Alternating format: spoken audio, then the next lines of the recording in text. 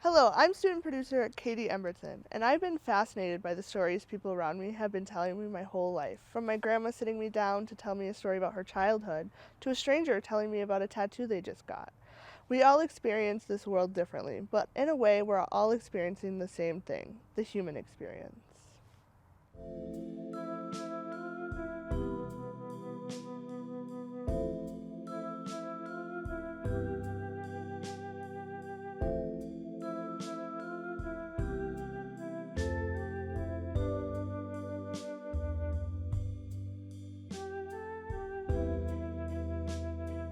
Stories connect people. Sharing our experiences can grow empathy for one another and share a new point of view.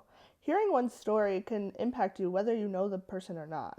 Our first story comes from Clavin. He shares a proud moment, a moment that showed him proof of his perseverance.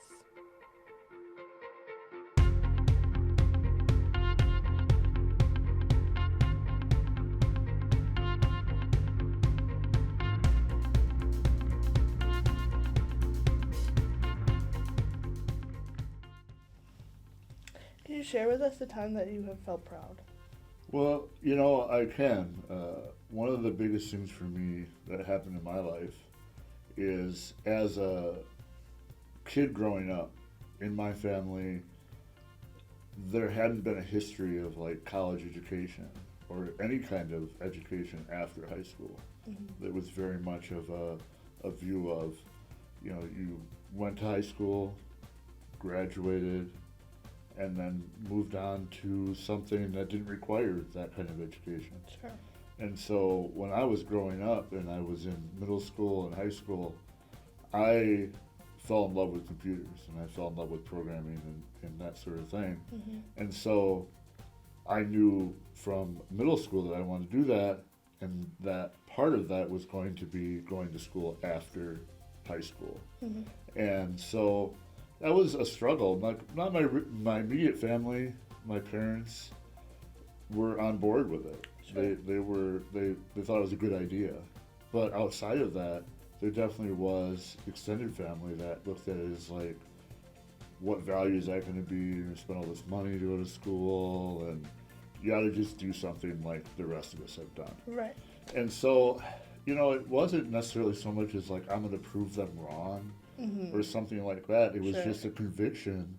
This is what I love to do. Right. So I did it. I went Paving out your there. own path. Yeah, Sure. and out of passion for what I love to do.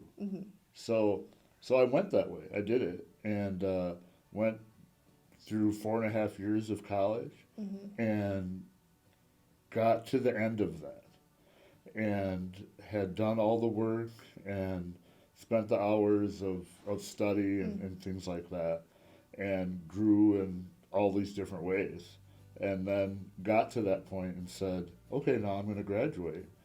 And so it was interesting when I was younger, when I was that kid in high school that was going to go to college, there was a component of me, a part of me that said, when I graduate, I'm going to really flaunt it.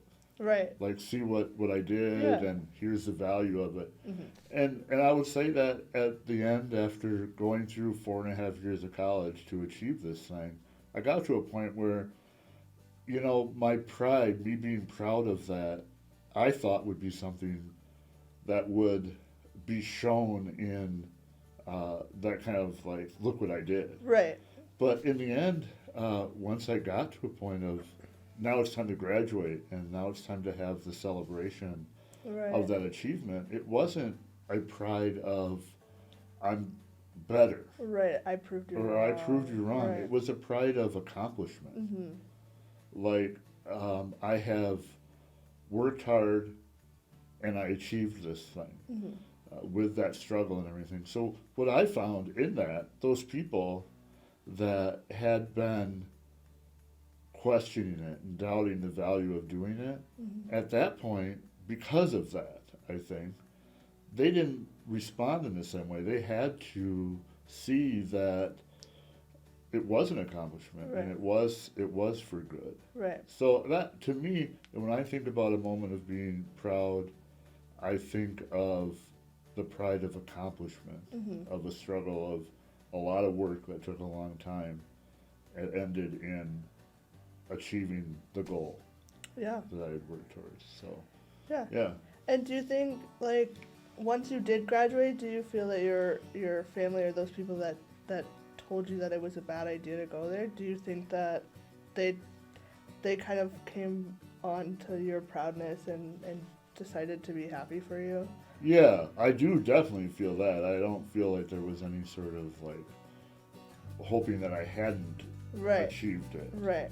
I think it was more of I don't think it's going to work out that Right. way. Right. And then when it did, they were happy for that. Whether or not it changed their perspective of saying this is something I should be encouraging Right. others to do, I Right. don't know. Right. I don't know the answer to that, but I do know that they joined together in the celebration Yeah. of that. So yeah, they were there.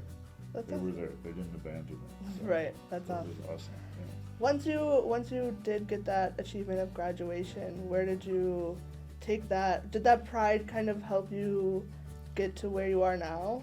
I will say that that's an awesome question, because the way it played out for me is, for right or wrong in the moment, I had put so much effort into that achievement and in getting to that point, Right. that once I got there, there was a bit of a period of time in my life where, okay, I achieved this thing. Nobody else had achieved this, and that I knew that was family. Right. And so there was a level of like, okay, well, I've achieved this now, and now I'm just going to kind of coast off Right, from like what's that achievement. Right.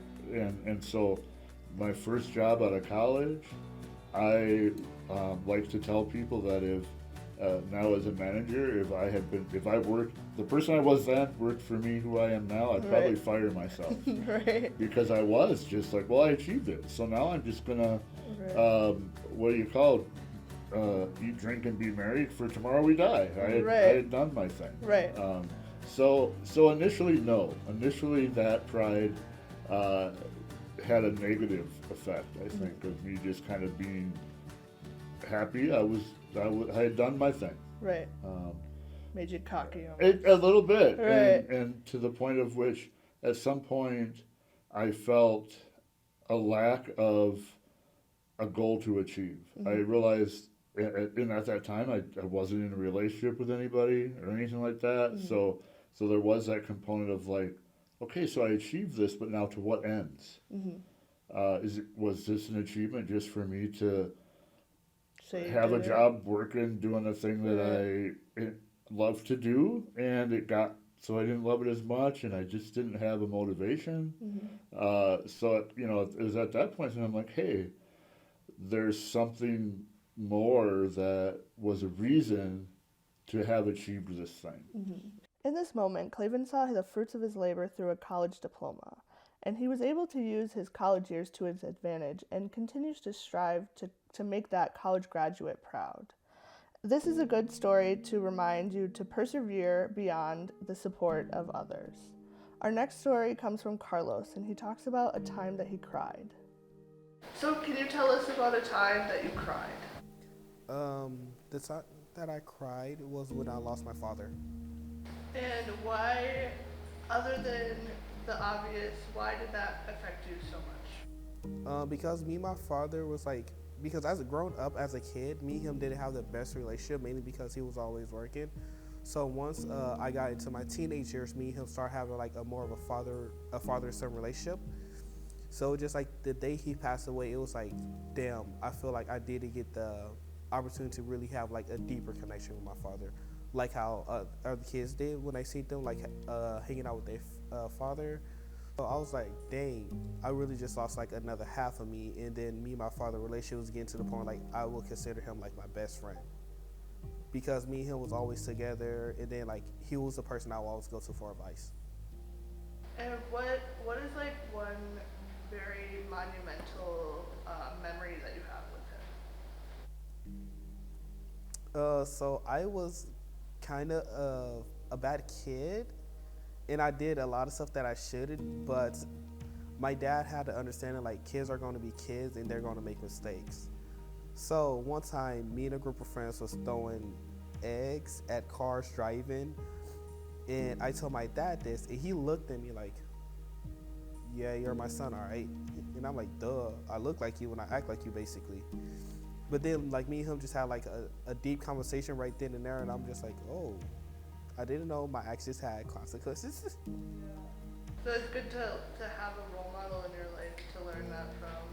Even if starting out it wasn't perfect, it kind of grew into that Yeah. relationship that you can remember the good parts.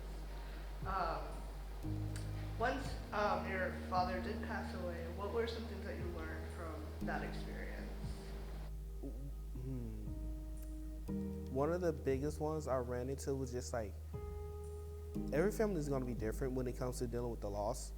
With mine, I realized a lot of them are very money hungry, and then since my dad was like the key holder of the family, a lot of them was trying to like go over my head because since I'm his next kin, I was the person in charge of his funeral, and then a lot of them was like getting to the point they was creating GoFundMe and trying to raise money for themselves instead of like helping out with the funeral expenses. That can be hard to like go through something so personal and then have people that you thought would be going through it with you, but almost they're trying to get something out of it. It can kind of lessen the impact of what just happened. Yeah, then like even like at the funeral, like it was already like tension between us because a lot of them was disrespecting my mother, and then like my mom and dad was together for about going on 20 years. So there was like high school sweethearts. So like a lot of them was still like disrespecting my mom even at the funeral, even beforehand, because they were just like, oh well, they was like legally married. They was like ghetto married. Ghetto married is basically like when you live with a person for a certain amount of time and you just like y'all just married. So like a lot of them was disrespecting her, and it was just like we're supposed to come together for this. Why is it like becoming a greater gap? And it got to the point where when we walked into the funeral, one of my uncles was basically saying like, "Oh, we're not going to follow what I say. We're going to follow what he say." And I'm like, "What? That doesn't even make sense." So then I was like already irritated. Then like I only cried the first time when I heard about my dad's passing. And then with like me being frustrated and then just overwhelmed the whole day, it's like I broke down so hard to the point it's like my chest was getting tightened and I'm like, I need to breathe.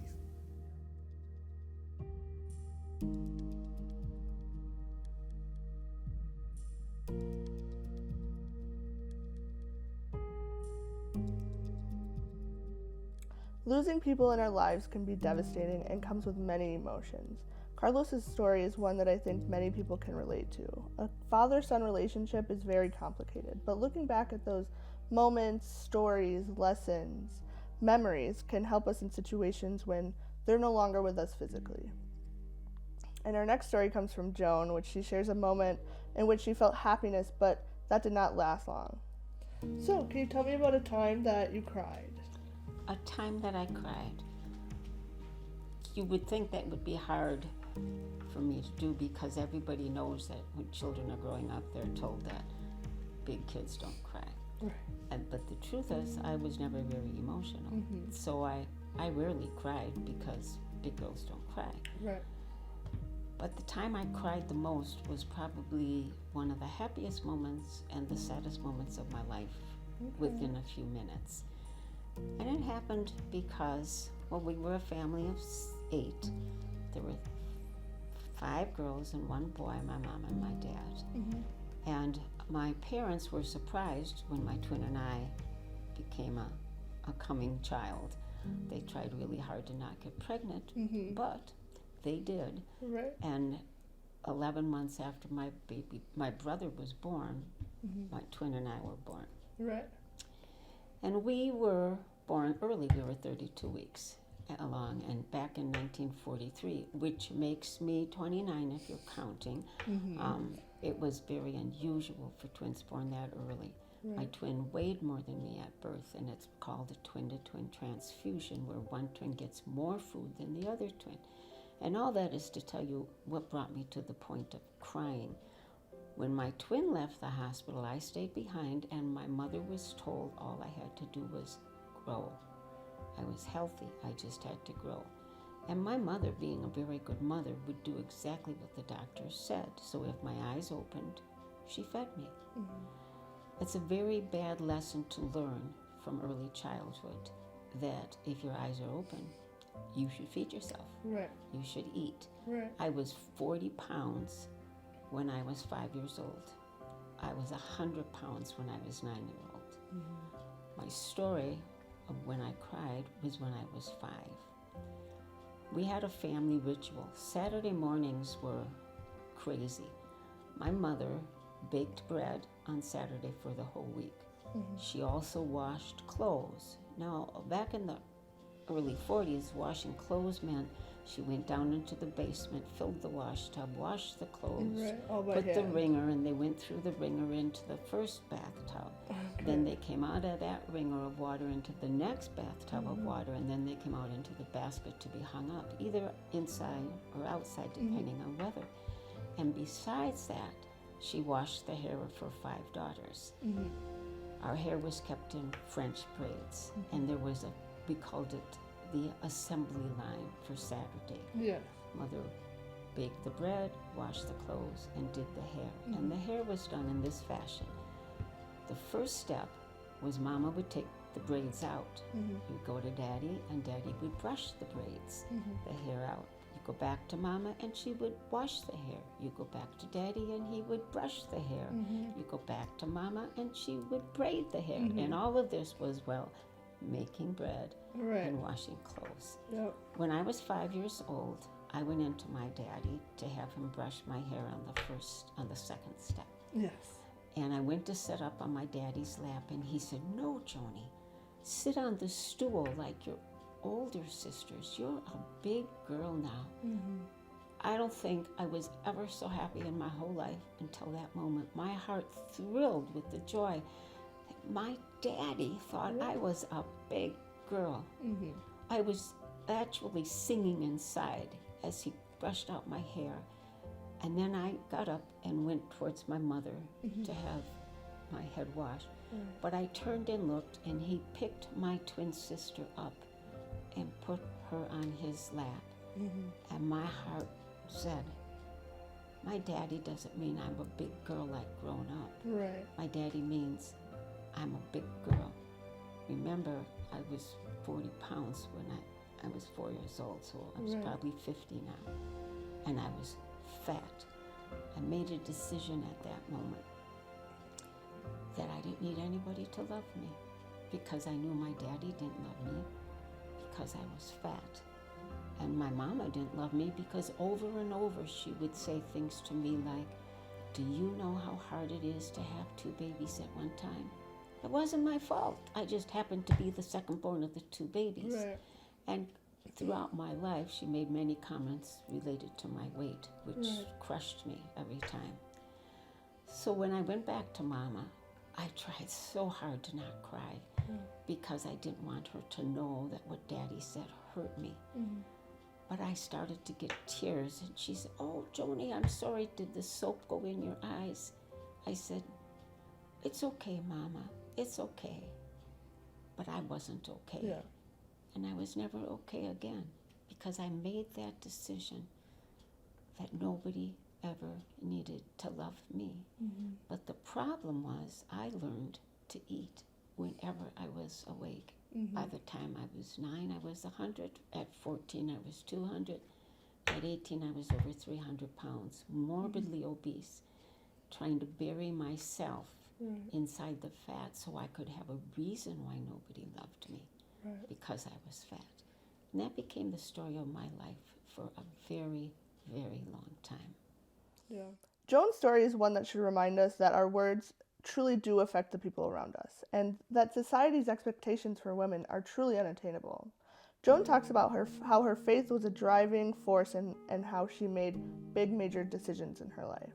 Our next story comes from Chris and how he uses his faith to help the people around him go through situations that he's been through. Can you share with us a time that you cried? Well, the time that I cried the most was when I was in my my late 30s, and it was the day after my dad passed away. And that was the most profound cry I've ever had. I never experienced anything like that, and had never really experienced a death in my family as close to me as that. And so that was kind of just a new experience for me. I had cried at the death of grandparents and stuff, but we live in a great society where you can actually get in your late 30s before you experience the death of a parent. That's pretty good. Hasn't always been that way. And why was that cry so significant for you? Yeah, well, that was the biggest cry in my life, and one of the reasons that stuck out to me was because my dad was not a crier. In fact, my dad really hated it if I ever showed any propensity to cry at any given situation. So, for example, I was in high school. I had a football game, and I played nose guard, and it was our first game of the season. And I went up against a fairly small nose guard, honestly, and he just killed me all night long. And I was really frustrated with how I'd played, and that this little runt of a guy kind of whipped up on me all evening. So I remember after the game, seeing my dad after I came out of the locker room, and I started to cry, and he shut me down so fast, and would not let me show emotion at all. And so that was my first experience with my dad in regards to him not really wanting to see emotion like that out of me. And so for that time on, I realized he wasn't a safe space to go cry in front of. Then the second time, actually, when my dad's dad died, my grandfather, I kept watching my dad. I sat right next to my dad during the funeral, and I saw a little tear come out of his eye, but not an actual cry at the death of his dad. I'm not saying he didn't do it somewhere else, but my dad was just one of those guys that could really hold his emotions. And I'm more like my mom, where I feel emotions fast and hard. But around my dad, I could never do that. So. And how did that make you feel, that you weren't allowed to cry around him? Yeah, I appreciated my dad. My dad's a lot like my brother. They're very stoic, and they're able to guard their emotions. I appreciate that under certain conditions. But it did just show me that there were certain parts about how I experienced things that my dad would never be comfortable with. And so it did cause me to clam up a little bit. And I think one of the things that I've thought about recently in regards to these things is the best cry I ever had was the day after he died. And so it's kind of a parable in that sense, that my dad guarded me from having strong emotions when he was around, and yet he didn't prepare me for some of the strongest emotions I would ever experience the day after he died. And so I wish, in some ways he would have prepared me for his death, even in the years coming up, by allowing me to know that emotions are okay and you can deal with them and you can get through them. Because when they hit me the day after he passed away, he wasn't there to manage my emotions anymore, and they hit me like a flood, and it was very powerful. But it was also very good too. I'm glad I had that experience. Loss affects us all differently and can come with many different confusing emotions. Chris was faced with those confusing emotions with not much preparation, but he uses his faith to help others through situations that were similar to his. Our last story comes from Leslie, and she talks about a very influential woman in her life.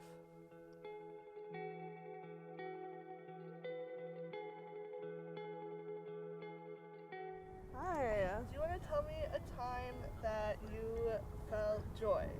I think a time I felt joy and maybe a bit of sadness was when I saw my grandma for the first time in 12 years when I was 15 years old. Wow, that's a lot. Why were you able to see her for 12 years? Why wasn't I? Yeah. Well, I came to the U.S. when I was 3 years old.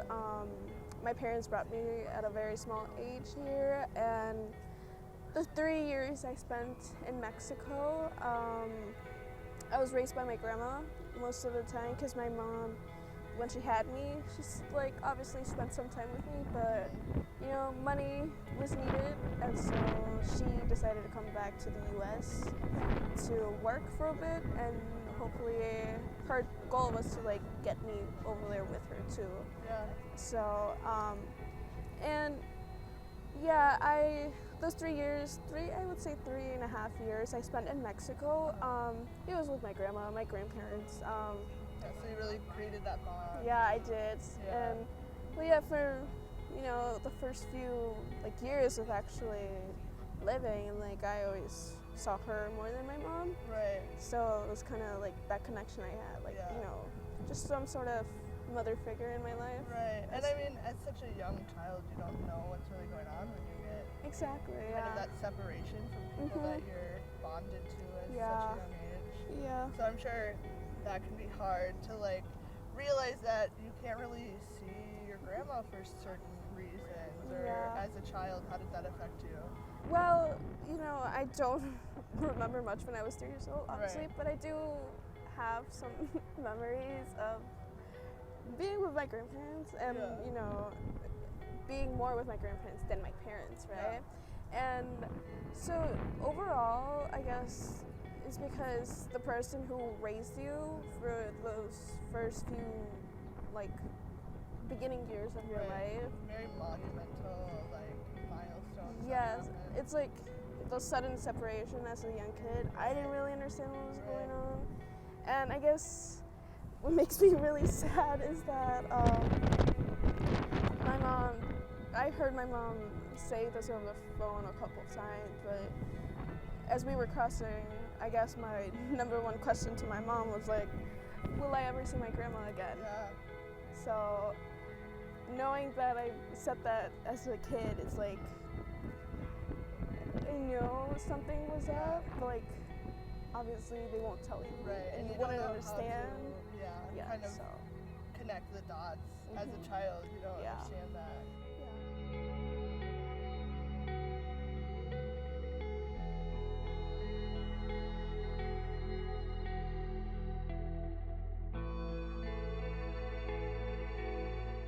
Looking back at all these heartwarming moments can be comforting to us. Leslie talks about how her grandma was such a big influence in her life. And that makes me think of my own grandma that has passed. And one thing that she could do is tell a story. I just wish that I could have captured hers on video. I'd also like to thank all the people that were in this show today and how they were willing to be vulnerable with us and share their stories.